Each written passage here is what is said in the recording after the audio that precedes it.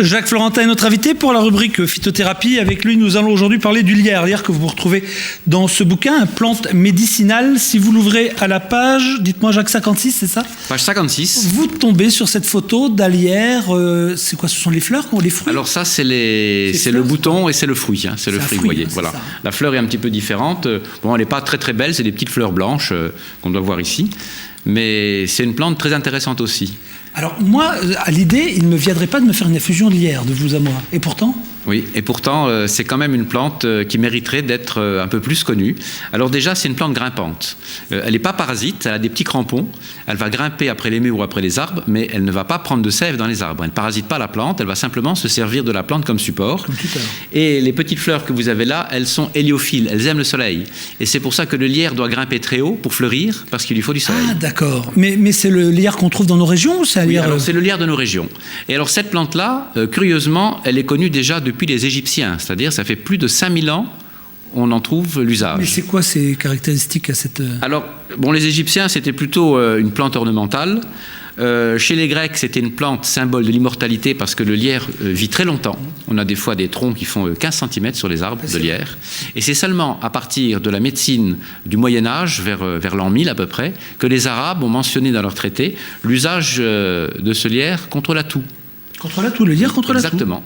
Contre la toux. Et les travaux qui ont été faits par la suite ont tout à fait confirmé une action antitussive de ce lierre et de nouveau une action fluidifiante. C'est quoi, les feuilles? On utilise les feuilles? Voilà, on utilise les feuilles. Et on a, alors, dans une herboristerie, en pharmacie, on trouvera très rarement les feuilles, mais on a un sirop à base de lierre qui est très commun et qui a donc ses propriétés antitussives et fluidifiantes. Pourquoi choisirais par exemple du lierre plutôt que l'eucalyptus dont on a parlé la dernière fois? Alors, l'eucalyptus a en plus une propriété antibiotique forte. Mais pour l'action, l'eucalyptus, on va plutôt l'utiliser pour l'aspect antiseptique, antibiotique, antibactérien, alors que la feuille de lierre, le sirop à base de fleurs de lierre, on l'utilisera plutôt pour l'action antitussive. Ah, je ne savais pas, j'ai appris un truc. Et les fruits... Alors, les fruits sont toxiques. Oui, bien sûr. Alors, il faut se méfier. Les fruits sont toxiques. Alors, il y a une autre propriété aussi qui est... Ce sont les deux mêmes lierres que vous avez là? Oui, oui. Alors, justement, j'ai oublié de dire, le lierre a deux sortes de feuilles. Là, on le voit ici. Les feuilles âgées, elles sont des feuilles très découpées. Alors que les feuilles de la partie terminale sont des feuilles qui ne sont pas découpées du tout. Alors, quand on voit ça, ça ne ressemble pas au lierre. C'est vrai. Mais en réalité, là, on le voit très bien sur cette image, les feuilles de la base sont les feuilles découpées. Voilà, pour que nos cadreurs puissent... Voilà. Vous disiez que sur...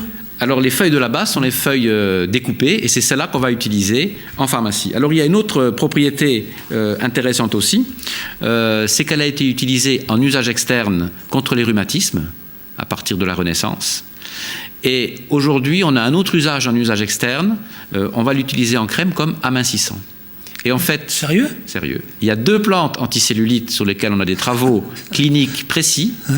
C'est l'extrait de lierre et c'est la caféine, à condition d'avoir des crèmes qui renferment 5% de caféine. C'est les deux principes actifs végétaux majeurs dans le domaine de la cellulite. Bah, et 30 ans après, j'apprends toujours des trucs sur RTL 9. Merci beaucoup, Jacques Florentin. On se donne rendez-vous la semaine prochaine, bien sûr. Merci. Au revoir, avec plaisir.